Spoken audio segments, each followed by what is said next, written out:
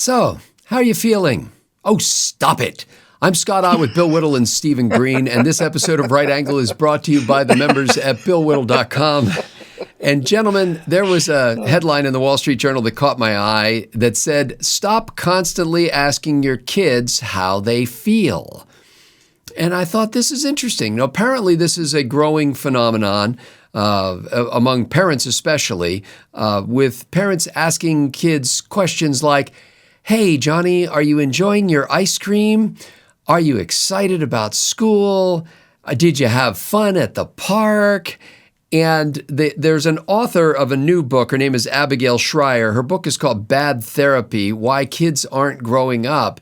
And basically, she says asking kids about their feelings is almost always a negative thing to do, and you should just leave them alone. Stop prying into their emotional life. Stephen Green, one of the reasons, and I know you're a dad, so you've probably seen this phenomenon, she says is if you want kids to be happy, the last thing you should do is to communicate that happiness is the goal. That's just not how it works. Who needs that kind of pressure? Yeah.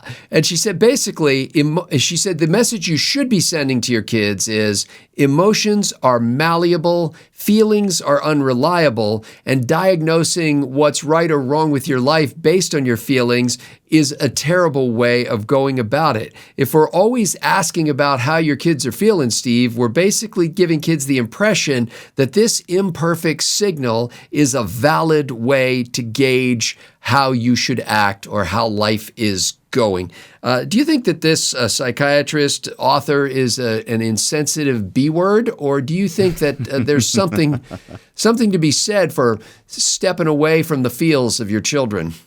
Well, I think if she is an insensitive B word, we need maybe some more of that in our parenting. Scott, honestly, I wasn't aware that this was really a thing. This, how do you feel about this? How do you feel about that? Are you happy or not? I mean, I'm not totally callous. This does come up, as you guys know, from a couple of months ago. My niece was murdered down in Austin back on January 1st, and she was 19 years old. My boys are 18 and almost 14, and she was basically, during the years that she lived here, up until she was 15, 16 years old, she was basically their big sister. She spent her summer vacations here in our house, so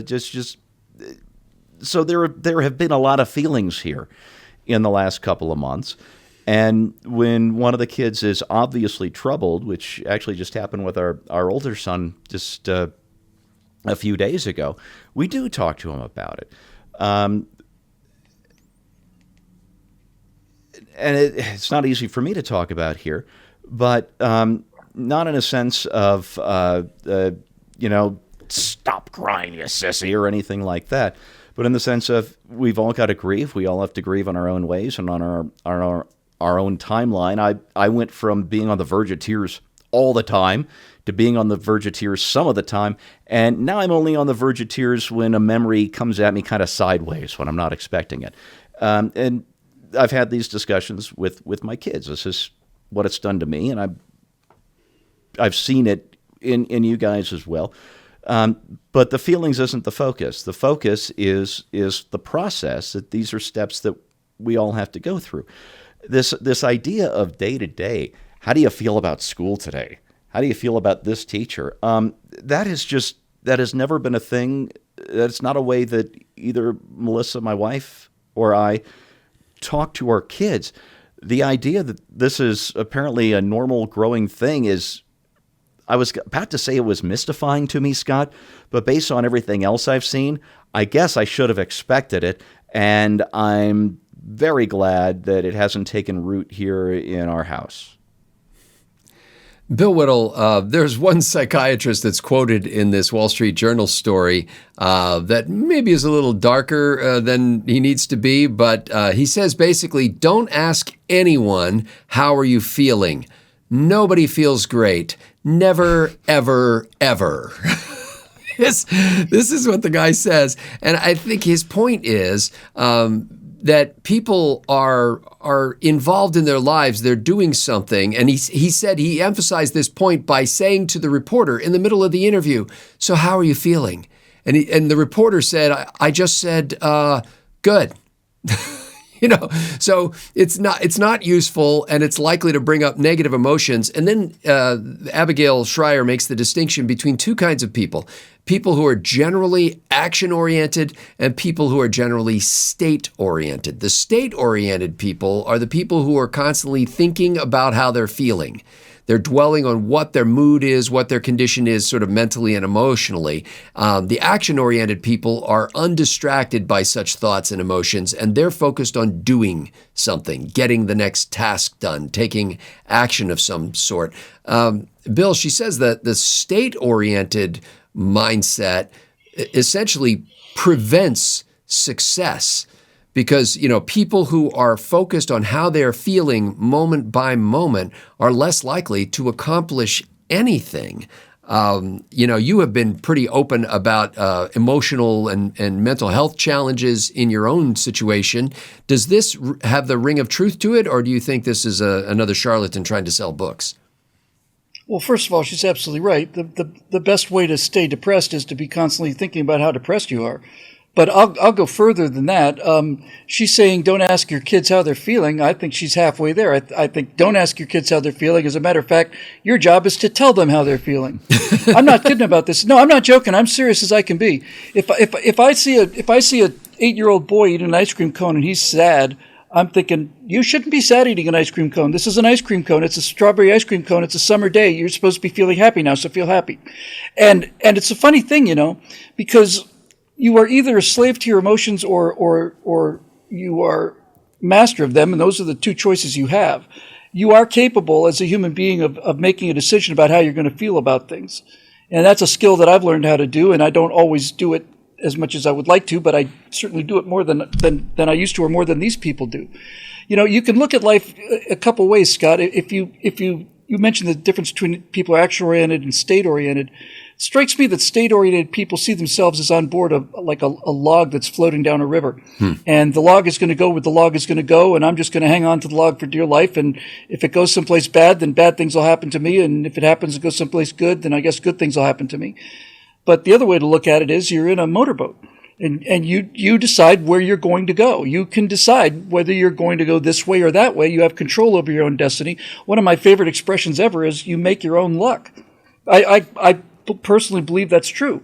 What that means is you can't control random factors operating. It's what luck is. But you can certainly prepare for them and be ready for them when they occur and put yourself into a situation where the probabilities of those kind of things are higher.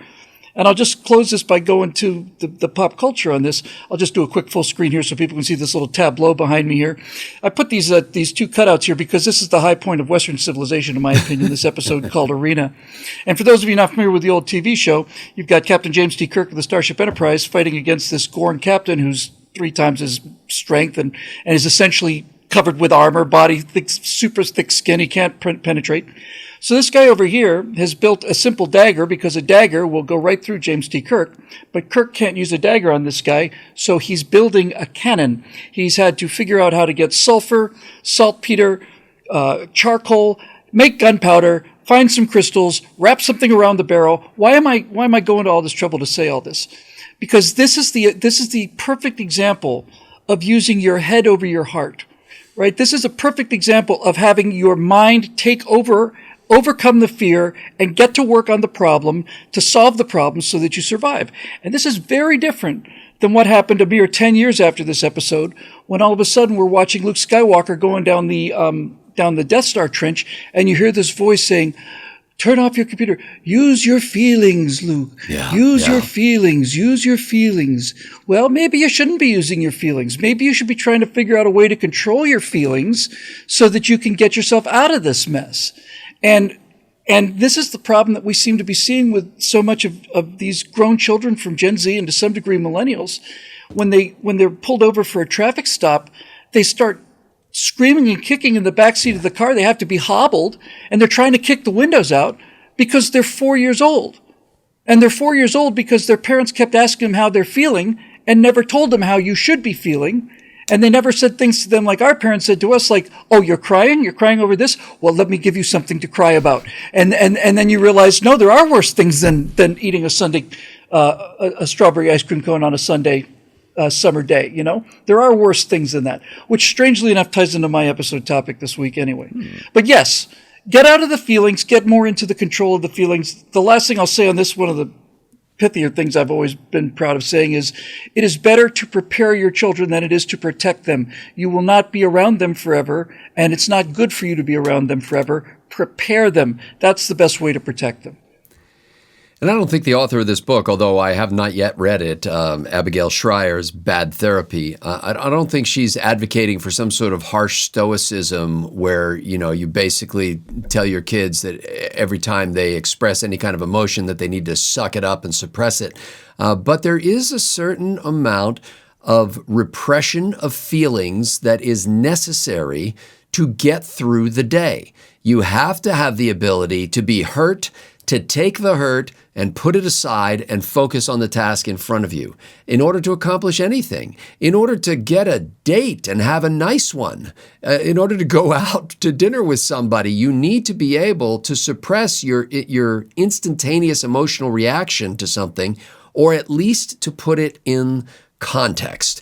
And I think that's the biggest problem, is that people allow people who are state-oriented people primarily will allow these feelings to come to the fore and steer the bus. And it's not that you don't have feelings. You just have to be able to say to those feelings, take a seat. We're in control right now. We'll deal with you later. But right now, the bus has to stay on the road. So sit down, be quiet, and buckle your seatbelt. And basically, the author of this book says that with young people, it's better to help them to set goals and take risks, which is described in the article as the cure for the, quote, turbulent gloom of adolescence. If you are awash in your thoughts and feelings from moment to moment, then you tend not to get anything done because you're always using those as an excuse not to get anything done. When Bill was talking, I remembered something that I think came from Angela Duckworth's book, Grit, where she said, we think that we're saying, I'm sad because this thing happened, but we really should recognize that I've discovered a reason to be sad, a way to frame my situation that makes me sad in order to be sad. In essence, she's saying, I want to be sad. I need to find a reason to be so. Oh, here's a perfect one. I'll take that. And the way to put this to the test in your own life, if you're feeling depressed about something or anxious about something or angry about something, is to say, is it possible that I could invent a character or maybe find one in my own life who would look at the same set of circumstances and not be sad about it, not be angry about it, but in fact be excited, be joyful, be challenged, be engaged and motivated by the same set of circumstances. And I think if you're honest with yourself, you will admit that there are such people. In fact, you know there are such people because they really piss you off. So those kind of people who don't seem to see the world the way it really is. Now, in reality, those kind of people see the world the way it really is, but they have decided to not let the world defeat them. And if we are going to tell our children anything, rather than constantly asking them, how are you enjoying this? How are you excited about that? Did you have fun? Are you sad? Instead, being able to lay before them challenges and opportunities that will focus their minds on accomplishment so that they don't get subsumed by the waves of emotion that sweep through us all. For Bill Whittle and Stephen Green, I'm Scott Ott. Thanks to the members at BillWhittle.com for making Right Angle possible.